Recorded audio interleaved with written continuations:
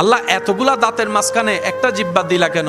রব বলে যে তুমি সারাদিন কথা বলো, দাঁতের সাথে তোমার জিহ্বার আঘাত লাগে না, কিন্তু যখনই লাগে তখনই তোমার খবর হয়ে যায়, মেজাজ গরম হয়ে যায়, সারা শরীর ব্যথা হয়ে যায় একটু দাঁতের আঘাত পেলে। হে আমার বান্দারা, আমি এমনভাবে তোমাদেরকে 32টা দাঁত 30টা দাঁতের মাঝখানে একটা নরম জিহ্বা দিয়েছি। কেন জানো?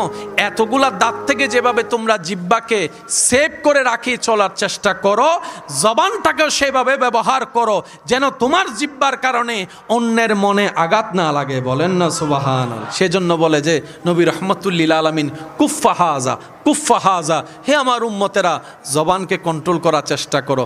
আপনি খেয়াল করে দেখবেন স্বামী স্ত্রী দ্বন্দ্বের ভিতরে জবানের কারণেই হয়, ভাই ভাইয়ের মধ্যে দ্বন্দ্ব জবানের কারণে হয়, বন্ধুত্বের সম্পর্ক নষ্ট হয় এই 1-2টা অসাবধানতার কথা বের হওয়ার কারণে, মুখের কারণে হয়। কথা বলেন ঠিক কিনা? সাজানো গোছানো সংসার ভেঙে যায় মুখ অনিয়ন্ত্রিত থাকার কারণে। মুখ যখন আনকন্ট্রোল হয়ে যায় তখন সংসারও ভেঙে যায়। মুখ যখন আনকন্ট্রোল হয়ে যায় ভালোবাসার বন্ধনও থাকে না, সেটা বিষাক্ত সম্পর্কে রূপান্তর হয়ে যায়। কথা বলেন।